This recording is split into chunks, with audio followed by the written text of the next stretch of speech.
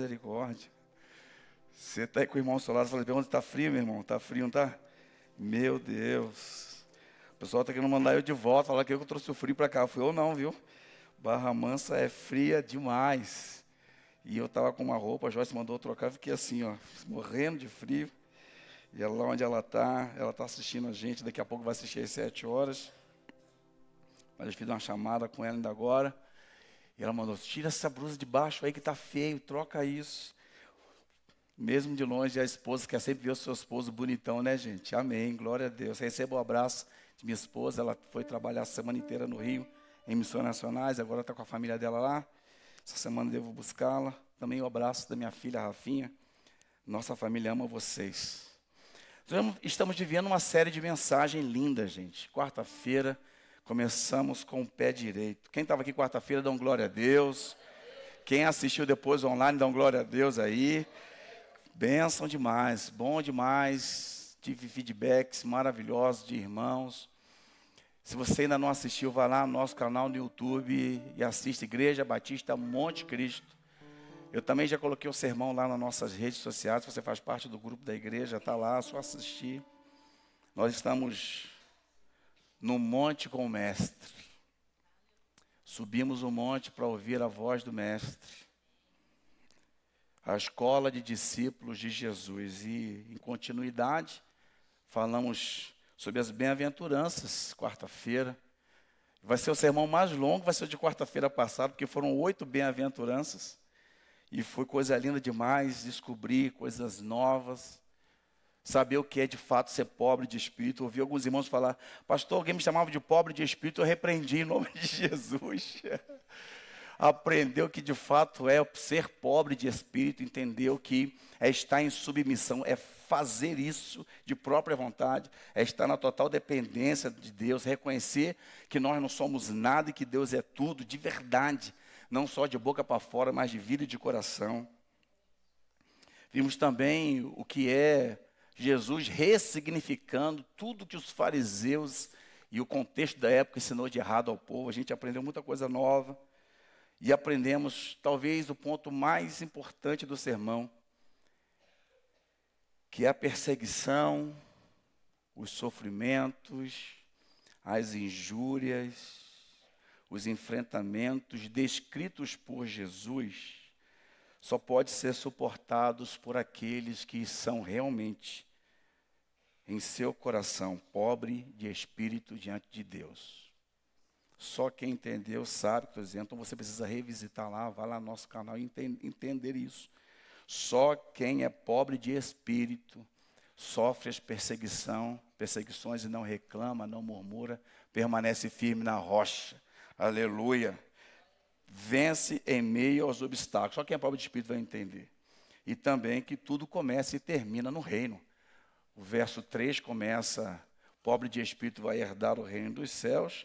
Jesus diz, exultai e alegrai, porque é grande o vosso galardão do céu, porque assim perseguiram os profetas antes de vocês. Então Jesus traz as bem-aventuranças. E hoje nós vamos olhar para Mateus 5 de novo, a partir do verso 13, e vamos até ali o verso 20. Então abra sua Bíblia, acesse o seu smartphone somente para ler a Bíblia, você não vai fugir da leitura da palavra. E diz assim, a palavra de Deus, verso 13, vocês são o sal da terra, mas se o sal perder o seu sabor, como vai restaurá-lo? Não serve para mais nada, exceto para ser jogado fora e pisado pelos homens. Vocês são a luz do mundo. Não se pode esconder uma cidade construída sobre um monte. E também ninguém acende uma candeia e coloca debaixo de uma vasilha. Ao contrário, coloca no lugar apropriado. E assim ilumina todos que estão na casa. Verso 16. Assim brilha a vossa luz diante dos homens, para que vejam, para que eles vejam. Assim brilha a vossa luz diante dos homens, para que eles vejam as boas obras e glorifique a vosso Pai que estás nos céus. Não pense que vim abolir a lei ou os profetas. Não vim abolir, mas cumprir. Digo-lhes a verdade, enquanto existir céu e terra, de forma alguma desaparecerá a lei, ou a menor letra, ou o menor traço, até que tudo se cumpra. Todo aquele que desobedecer um desses mandamentos, ainda que um dos menores, e ensinar os outros a fazer o mesmo, será chamado menor no reino dos céus. Mas todo aquele que praticar e ensinar estes mandamentos, será chamado grande no reino dos céus. Pois eu lhes digo que se a justiça de vocês não for muito superior à dos fariseus e mestres da lei, de modo nenhum entrarão aonde, gente? De modo nenhum entrarão no reino dos céus. Você precisa entender que Mateus capítulo 5, o Sermão do Monte, Jesus não tem a preocupação que nós, humanos, normais e mortais, temos, muitas vezes, de agradar o coração das pessoas, não. O Sermão do Monte é algo tão precioso porque ele vai mostrar o caráter do cristão de verdade. O Sermão do Monte é precioso porque Jesus vai começar com as bem-aventuranças e vai trazer ali o que é ser um discípulo de verdade, na perspectiva daquilo que vem de fora, de dentro para fora. Jesus traz as bem-aventuranças para realmente mostrar o que você precisa ser aí dentro do seu coração. E hoje, nessa transição que ele fala, depois do que está acontecendo aí dentro, agora está na hora de impactar o mundo. Por isso que hoje o tema é o discípulo e o impacto dele no mundo. E ele faz algo extraordinário. Ele traz dois elementos extremamente importantes naquela época, para a sociedade daquela época. Ele traz a figura do sal. Na época de Jesus, o sal era extremamente importante, não era como hoje não. Hoje o sal quase não tem valor. Está mais ou menos R$2 e pouco na prateleira do mercado. O mais caro aí, se a turma estiver malhando aí, o tal do cristalizado, mineral, está R$15, mas ninguém vai dar R$15 no sal, vai escolher o de 2 e pouco, né? Naquela época não tinha refrigerador, não tinha geladeira, não tinha energia elétrica. O sal era indispensável para a vida diária das pessoas. O sal era importantíssimo. E ela possuía diversas funções. Primeiro, o sal dava sabor. Segundo, o sal conservava carnes e peixes, retardando a decomposição.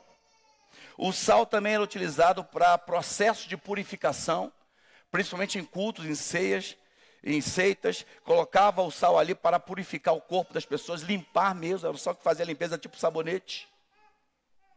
O sal também era apreciado para fazer alianças. Lá em Lucas 2,13, Jesus vai trazer essa parábola, onde a aliança é feita, e ofertas sagradas é feita com sal.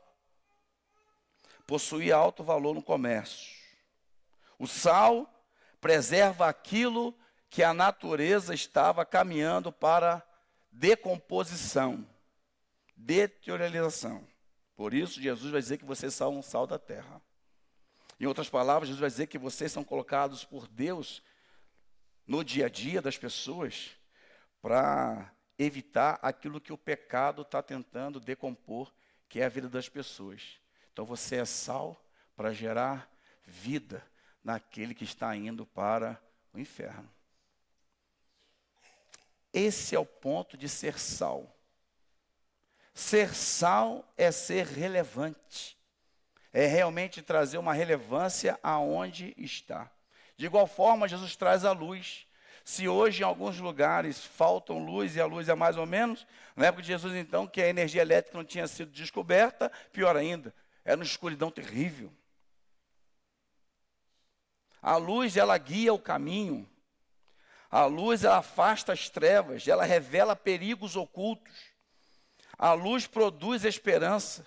Imagina você caminhando de Jerusalém a Jericó, no meio da noite, tudo escuro, um breu terrível, e você olha lá no fundo uma luz acesa dentro de uma casa, ou um lampião, ou uma vela, algo que tivesse lá no fundo um brilho, longe, aquilo gerava no seu coração esperança. Tem alguém vivo ali, eu posso ali estar seguro. A luz traz essa reflexão e ela simboliza a presença de Deus. Tanto que a gente fala, aonde a luz chega, as trevas têm que recuar. Luz. Luz é iluminar o caminho de alguém. E não porque de você gera luz, ao contrário, como discípulo de Jesus, você vai refletir aquilo que Ele é, porque Ele é a luz do mundo. Então você reflete a luz de Jesus nas pessoas, que está escrito em João 8,12. Eu sou a luz do mundo. Quem é a luz do mundo? Jesus. E Ele em mim, eu agora tenho condições de Jesus em mim iluminar o caminho das pessoas. Ninguém vai tropeçar no pecado do meu lado. Pescaram? Ninguém vai tropeçar no pecado do meu, porque eu vou iluminar o caminho. Discípulo, é o que o discípulo faz, ele ilumina o caminho. Porque Jesus já o iluminou. Entenda, meu irmão, que Jesus traz isso como grande valor. Talvez, se Jesus vivesse conosco hoje, vocês falariam assim, mas isso aí é bobagem. Entenda que Jesus não coloca os discípulos como dentro de um palácio. Jesus não coloca os discípulos como algo que é para inglês ver. Já viu essa expressão que é para inglês ver? Que é só para aparecer, mas não tem valor nenhum. Porque o reino de Deus, o que mais possui valor não é aquilo que impressiona aos olhos das pessoas, mas é aquilo que é essencial para a vida. Talvez existam pessoas que mesmo dentro da igreja gostam de aparecer crente. E essa vida de parecer crente não se condiz com o discípulo de Jesus. Porque não é o que impressiona, mas é o real significado na vida das pessoas. Isso é ser discípulo. Jesus vai trazer a proposta de Mateus 5, do 13 em diante, para perguntar a você se você está sendo relevante. E aí ele vai aprofundar. Posso aprofundar mais com Jesus? Ele aprofunda mais, aprofunda mais. Ele não para aí não. Ele vai cutucar agora os doutores da lei. Jesus vai falar claramente, não pense vocês que eu vim revogar, abolir, deixar de existir a lei. Ao contrário, eu vim cumprir. Ouvir isso naquela época, para nós hoje, é como se alguém chegasse aqui e tivesse um pastor aqui na frente ensinando tudo errado, a Bíblia ensinando tudo errado, e chegasse alguém ali, ei, cessa aí, está ensinando tudo errado, aprendam comigo porque tudo que se escreveu sobre as Escrituras está em Jesus. Ele é a Escritura, Ele é a palavra. Olha para Ele, não para as tradições, não para os costumes, não para o rito, olhe para Jesus. É o que ele diz. Eu vim cumprir, eu sou a lei. Coisa linda, meus irmãos. Porque tudo aquilo que fala desde Gênesis capítulo 1, e João vai confirmar em 1, porque ele é a palavra.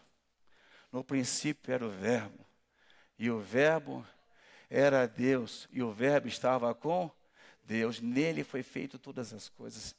Nada sem ele foi feito. Tudo foi feito por causa dele, Jesus. Desde Gênesis até Apocalipse, ele, Jesus, é a figura central. É ele. O discípulo que ilumina o mundo não é aquele que abandona a palavra. Não é incoerente. O discípulo, ele tem prazer na palavra. Porque ele vai ver em Jesus a luz que o iluminou e agora a luz que vai iluminar outras pessoas. Meu irmão, o Sermão do Monte vai trazer 3 pontos. A identidade, a missão e o fundamento. A identidade de quem você é. Sal e luz. a sua missão de iluminar as pessoas. E o fundamento que é a rocha, que é Jesus. Está preparado para essa viagem mais esse dia? Vamos embora. Em primeiro lugar, o discípulo quer impactar o mundo. Ele não é chamado para viver uma fé normal, qualquer. Ele é chamado para viver uma fé ativa. Ouça isso que o seu pastor está te falando. Eu sempre trabalhei isso em minha cabeça e meu coração, desde que recebi Jesus. A Bíblia vai dizer, assim brilha a vossa luz diante dos homens. Olha aqui comigo aqui. Olha o que Jesus está falando. Assim brilhe a vossa, ele está falando você. Assim brilhe a sua luz diante dos homens, para que eles vejam que as vossas boas obras. E glorifique o quê? Dificuldade que eu tenho de crente inútil. Crente que não tem sabor. Crente que não faz nada. Acha que porque pegam a Bíblia, aos domingos vem aqui na igreja e está em alguns setores do ambiente da igreja fazendo alguma coisa e faz aqui dentro, porque é muito fácil ser sal dentro do saleiro, é muito fácil ser luz dentro do luzeiro. O importante é ser sal aonde as pessoas estão sem sabor e indo para o inferno. O importante é ser luz aonde as pessoas estão tropeçando no pecado e caindo. E você, como servo do Senhor, a vossa obra glorifica ao Pai. Não faz. Não entende. Discípulo não foi chamado para uma fé escondida. Na época de infância, pastor Gil tinha um ditado muito legal lá na igreja. O crente 007. Já ouviu falar isso? Quantos já ouviram essa expressão? O crente 007. Nunca ouviu não, irmão? Vou te ensinar. É o agente secreto do céu. Ele chega lá no colégio. E aí ele apronta todas. Xinga palavrão. E aí ele cola na prova. Ele rouba a merenda do colega. E aí no domingo ele vai para a igreja. Bateu o cartão. Toca a bateria. O que falou foi você. Está vendo aí, PV? Está mexendo contigo aí, ó. Eu agora sou baterista. É aquele meme, né? Eu agora sou baterista. Agora fiquei famoso. O 007, quando as pessoas descobrem que ele é o agente secreto, aquela pergunta extraordinária. Ué, você é crente? Quando ontem que se converteu, né? Não, sou desde pequenininho. É mesmo? Gente, que novidade boa. Nem parece. Já ouviram essas expressões? Ou só isso, ou só em São Gonçalo? Jesus é quem vai trazer este ponto fundamental da caminhada cristã. Sua fé não pode ser percebida só quando você vai revelar. Na verdade, antes de você produzir com a sua boca que você é crente, as pessoas já perceberam isso. Elas já identificaram que em você há algo novo, algo especial, algo maravilhoso. Quantos estão crendo, dão glória a Deus aí. Quantos estão entendendo, dão glória a Deus aí. Porque a sua fé vai chegar nas pessoas antes mesmo de você falar.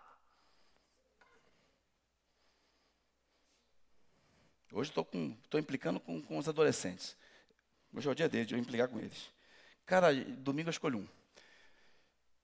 O adolescentezinho na igreja arruma uma namorada do colégio. Aí a namorada toda para frente. E ele é adolescente da igreja. Aí ele aprendeu, pastor Gil, que sexo é só dentro do... Eu pensei que mais gente fosse falar, estou preocupado. Sexo é só dentro do...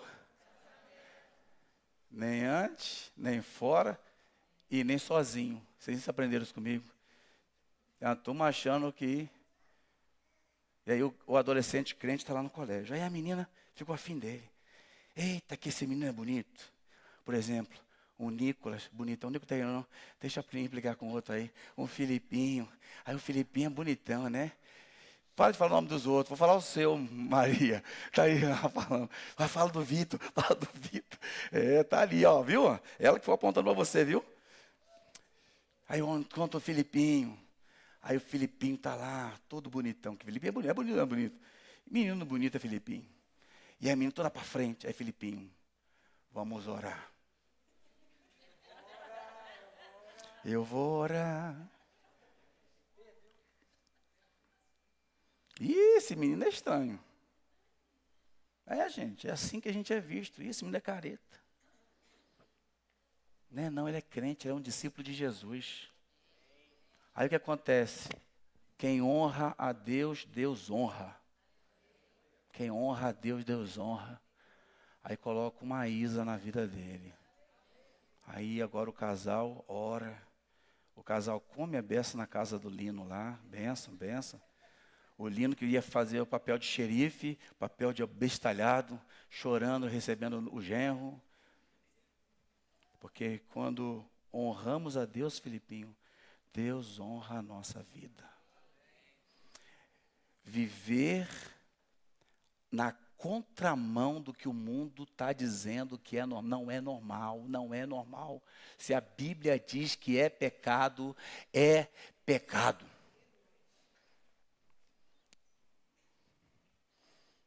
Olha o que Tiago vai dizer, Tiago 2,17. Assim também a fé, se não tiver as obras, ela por si só, ela é uma fé morta. E existe fé morta no céu? Então não tem fé.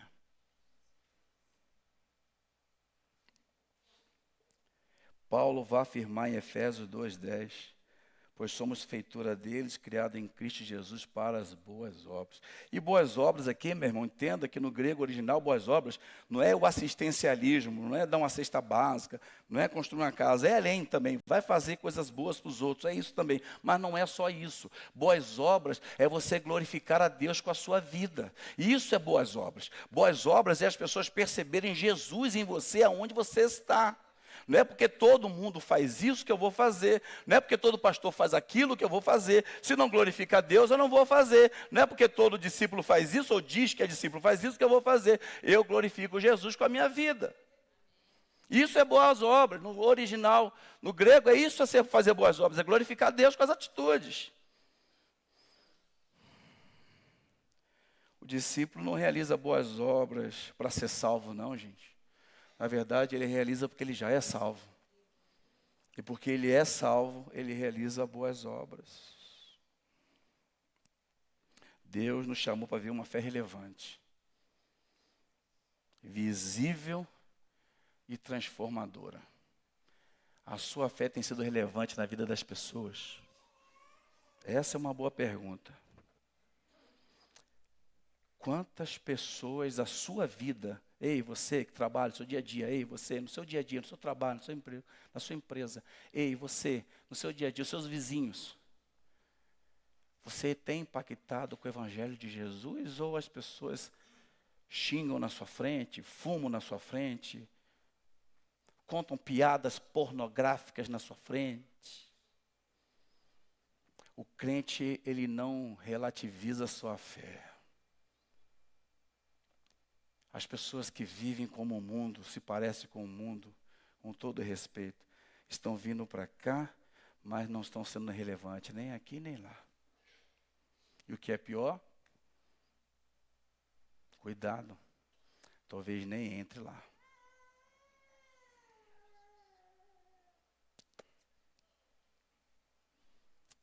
O discípulo que quer impactar o mundo, Eu vi um vídeo esses dias. Eu achei interessante ver essa turma que está aí como administrador.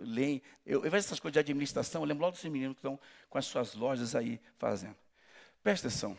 Você sabia que para a revista Forbes, os discípulos seriam pessoas ruins, não teriam dado certo? O Evangelho de Jesus, segundo a revista Forbes, teria sido um fracasso. Um morreu crucificado de cabeça para baixo. O outro morreu cortado ao meio. O outro morreu e ficou... O outro foi isolado numa ilha. Só coisa terrível.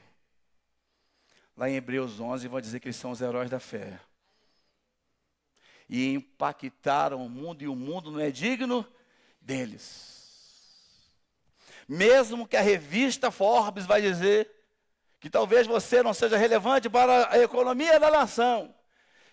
Haja como Hebreus 11, seja um herói na fé, vai impactar o mundo com a fé de Jesus, pois aqueles que assim fazem, o mundo não é digno de nós andarmos sobre ele. É bíblico, irmão. A sua fé tem impactado quem? Talvez você tenha 10, 20, 30 anos de caminhada cristã e nunca levou ninguém ao Evangelho.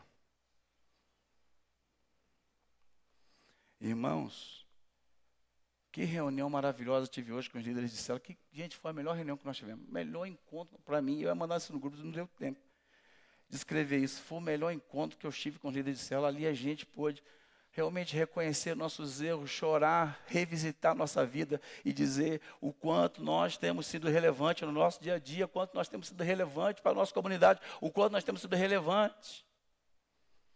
Vai chegar lá no céu e as mãos estão vazias ou estão cheias? Quem a sua vida tem impactado? Jesus é quem vai trazer esse sermão, meu irmão. É Jesus quem vai falar, vós sois o sal da terra. E se o sal não salgar, ele perdeu o sabor. Sabe o que acontece com o sal naquela época? Ele virava a estrada, por isso que ele fala, vai pisar. Vai jogar no chão e vai pisar, porque vai virar estrada, perdeu a serventia. Então para nada mais serve, a não ser para ser jogado na estrada e ser pisado pelos homens. Isso não é maldição não, Jesus está falando do contexto da época. O sal que perdia a validade era jogado fora para ser pisado e virar estrada. Perdeu o valor. Não impacta mais a vida de ninguém, não tem mais sabor. O sal foi feito para dar sabor, perdeu o sabor, perdeu a valia. Luz é para iluminar. Isso me deixa muito preocupado quando vejo pessoas sendo influenciadas por influenciadores a fazerem coisas erradas. Discípulo de Jesus está aí para fazer a diferença. 2, o discípulo de Jesus que quer impactar o mundo, vive e ensina a palavra de Deus. Aquele, pois, que os praticar e ensinar, será considerado grande no reino dos céus. Ele não veio abolir a lei, ele veio cumprir. De maneira perfeita, aquilo que apontava já para ele.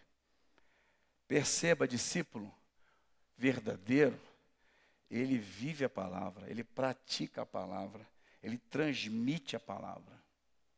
Sua vida se torna uma extensão daquilo que Deus já o revelou. A revelação de Deus está aqui. E quando ela entra na nossa vida, a nossa vida é uma extensão daquilo que foi revelado. A palavra de Deus, no Salmo 119, 105, vai dizer que lâmpada para os meus pés é a tua palavra e luz para o meu caminho. Escondi a tua palavra no meu coração para eu não pecar contra ti, porque a palavra de Deus ela é viva e ela é eficaz, mais cortante que qualquer espada de 2 gumes, porque a palavra de Deus ela é boa para ensinar, redarguir, corrigir, para transmitir justiça. Isso é a palavra de Deus. Toda a escritura é inspirada para trazer vida. Entenda que a graça não anula a verdade. Tem muita gente achando que está vivendo pela graça. E quando vive a vida torta, aí tem aquela situação de perder salvação. Sabe aquela coisa de alguém achar que perde salvação? Gente, não tem como perder aquilo que você nunca teve. Entenda que não existe perda de salvação, porque uma vez que você encontrou a graça, ela te ilumina, ela te traz vida, ela te restaura, ela te renova, e jamais quem recebeu de verdade quer voltar atrás ao lixo que estava, muito pelo contrário, quer continuar vivendo abundante para a glória de Deus. É claro que todas as pessoas têm altos e baixos. Um dia que você está triste, você está desanimado, não significa que você está com falta de fé não, você só está desanimado, é normal. Todo mundo acorda um dia triste, todo mundo comete erros, a gente vai continuar cometendo, infelizmente a gente continua cometendo, mas aqueles que reconhecem a graça de Jesus, mesmo que comete ele o erro, volta imediatamente ao Jesus, eu sou teu, eu jamais quero abandonar o Senhor.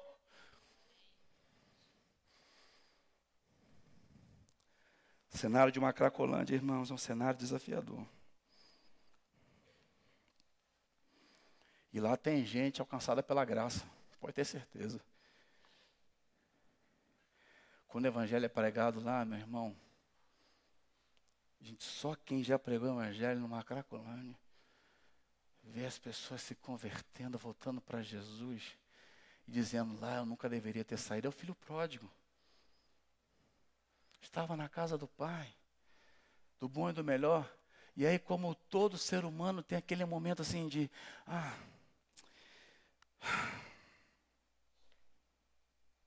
estou desanimado hoje com Jesus. Jesus não responde minhas orações, estou triste. E aí vai, pai, me dá meu dinheiro, dá minha parte da fazenda. E o pai dá ou não dá? Dá. O pai dá, irmão. E o menino vai para onde? Comer lavagem de porco. Mas quando ele se vê, olha que detalhe lindo do texto. Ele se vê. Ele fala assim, eu não nasci para ficar comendo comida de porco. Voltar-me-ei e irei ter com o meu e direi, pai, eu pequei. Pai, me recebe como um dos seus servos, porque quem está na tua casa está na bênção. Aí ele volta. Eu acho lindo que tem gente que tem raiva de Deus, sabe? Mesmo crente. Tem gente que tem raiva de Deus. Sabe por que você tem raiva de Deus? Que você quer ter o poder de Deus para punir as pessoas. É forte, é forte, é forte. Tem gente que fica assim, se eu fosse Deus, eu... Ué, Jesus estava com 2 de seus discípulos e começaram a injuriar Jesus. E aí os filhos do trovão falam, desce fogo neles. João e Tiago, tão humanos quanto eu e você. A graça de Jesus pega o moribundo e já espera no portão. Jesus já está aqui para dar um abraço em você, meu irmão. Jesus já está aqui para te dar um abraço apertado. Você volta, voltou. Aí quer falar, porque a gente quer falar. E é bom que Deus tem paciência para ouvir, né? Pai, pequei. Cala sua boca, fica quietinho. E aí você, aí, pega lá uma sandália. Você pega a roupa limpa, você pega um anel. Você, cadê os gordinhos? O Lino, você não, você é visitante. Você não é gordo, você é forte, você é benção. O Tiago, você é atrás, meu filho. Vá lá, mata um bezerro gordo. O meu filho voltou. Um monte de gente tem raiva de Deus por causa do ladrão na cruz.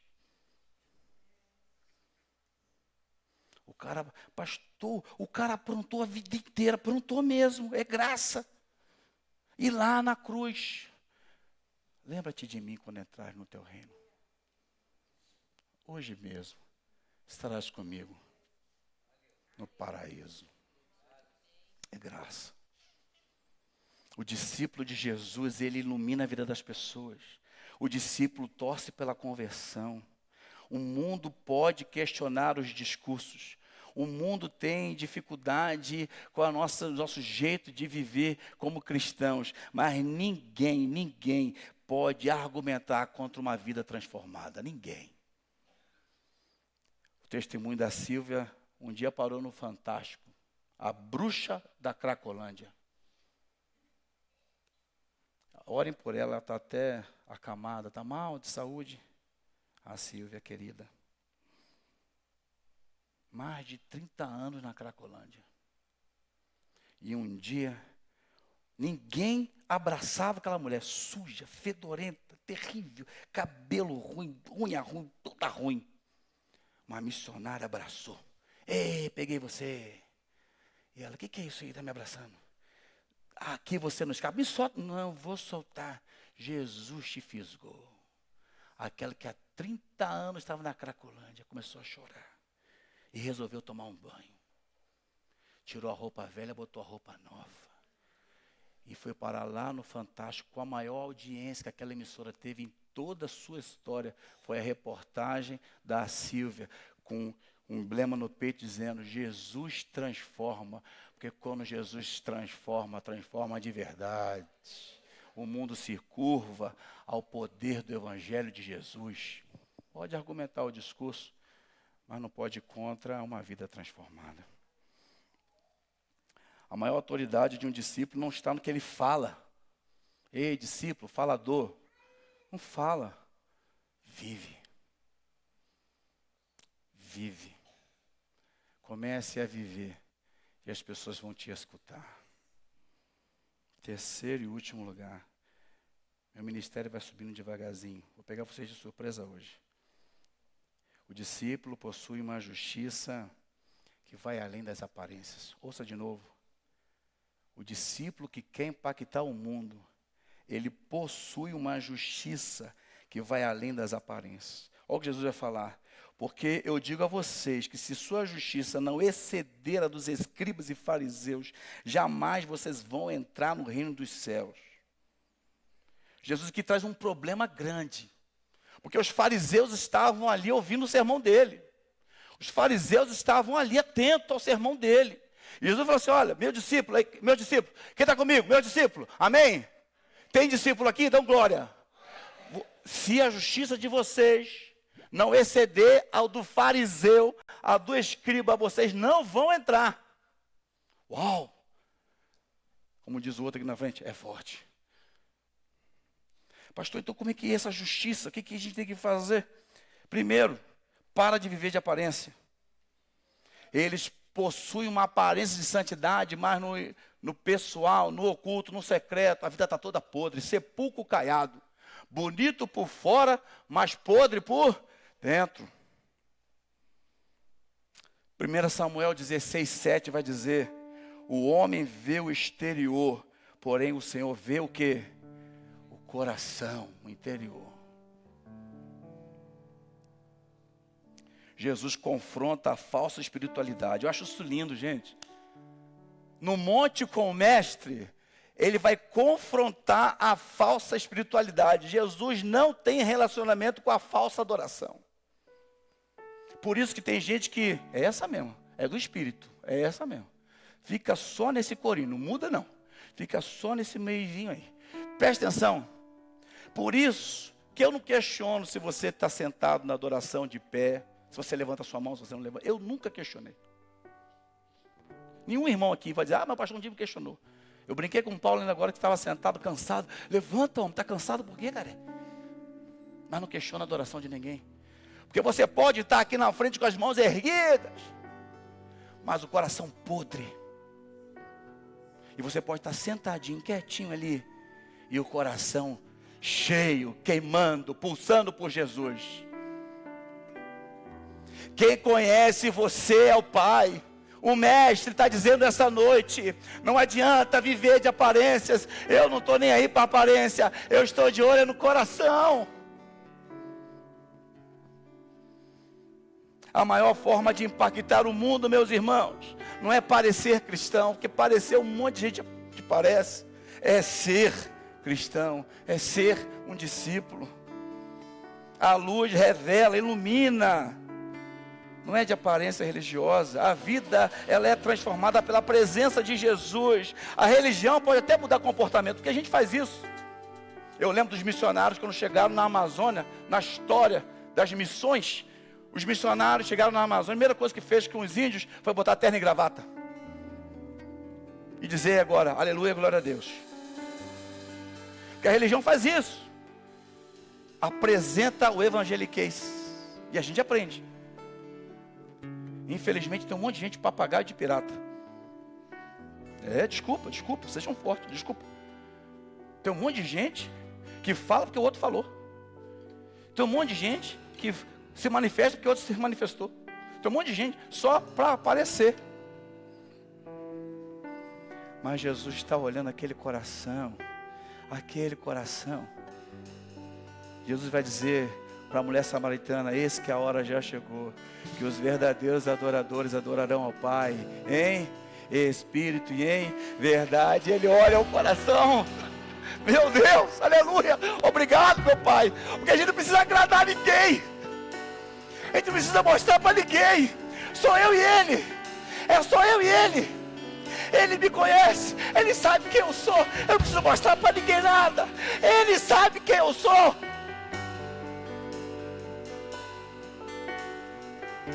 Discípulo que impacta o mundo é aquele que vive uma fé ativa. As obras deles glorificam ao Pai.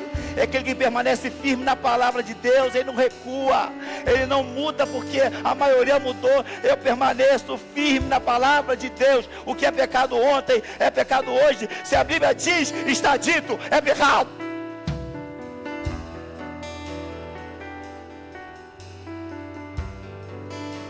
E que cultiva uma justiça que nasce do coração transformado por Jesus. Um discípulo que impacta o mundo é aquele que tem uma fé ativa, é aquele que permanece firme na palavra, e é aquele que cultiva uma justiça que nasce no coração transformador de Jesus. Talvez a maior lição de hoje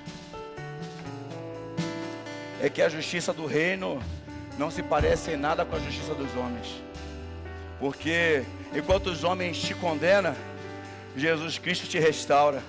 Enquanto os homens te afastam, Jesus Cristo te acolhe. Enquanto os homens expõem a sua ferida, Jesus Cristo cura a ferida. Enquanto os homens apontam o seu erro, Jesus aponta o caminho. Por isso que essa música, enquanto eles estavam cantando no início, eu falei, é essa música aí, Pai. Que olha o coro dela.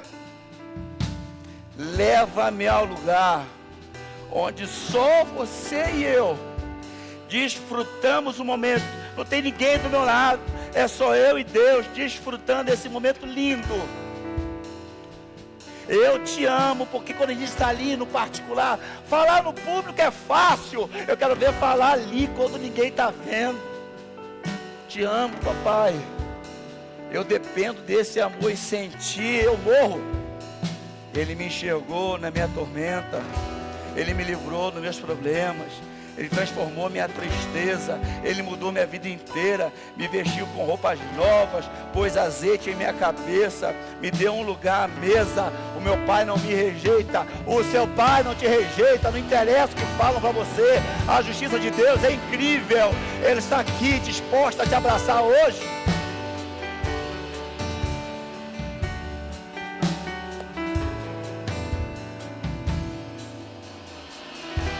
Eu sou o primeiro, irmão, está aqui na frente, a me render à graça, a graça que transforma. Eu quero conhecer os discípulos de Jesus de verdade. Não vem porque o outro vem. Inclusive, nem precisa vir se você não está sentindo vontade. Fica sentado mesmo, porque essa mensagem hoje foi pregada para quem é discípulo, para quem está no meio dos discípulos, e não para quem está no meio da multidão. A multidão, a gente aprendeu que só quer ver os movimentos. O discípulo quer relacionamento. O discípulo quer relacionamento, o discípulo quer transformação, o discípulo quer mudança. O discípulo quer viver uma fé para impactar o mundo. Quantos nessa noite têm um desejo de que sua fé em Jesus venha impactar o mundo? Sai do seu lugar e vem na frente, vem chorar no altar, vem pedir perdão, vem voltar para a casa do Pai. Se você tem um desejo de ver a sua fé impactando o mundo, venha à frente para chorar, para orar, para pedir perdão, para falar com o Pai. Se você tem um desejo de que sua vida realmente faça diferença na vida de outras pessoas, venha, sai do seu lugar. Não interessa a quantidade de anos de vida cristã que você tenha, não interessa. Porque pode ser que você tenha mais de 10 anos, 20 anos, 30 anos. Hoje é noite de você se render aos pés de Jesus e falar: Senhor, a minha fé ainda não impacta ninguém, a minha fé ainda não muda a realidade de ninguém, mas eu quero, Pai, ter uma fé que impacta o mundo. Primeiro, transforma o meu coração, muda o meu caráter, tira a mentira, tira a pornografia, tira a falsidade, tira a inveja, tira a arrogância, tira a contenda, tira de mim, Pai, rasga o meu coração. É com você, meu irmão. Só venha à frente. Vem orar, vem chorar. Vem falar com o Pai. Pai, é comigo, Pai, transforma a minha vida. Ministério de intercessão já está orando por você. Líderes de célula já estão orando por você. Ministérios estão orando por você.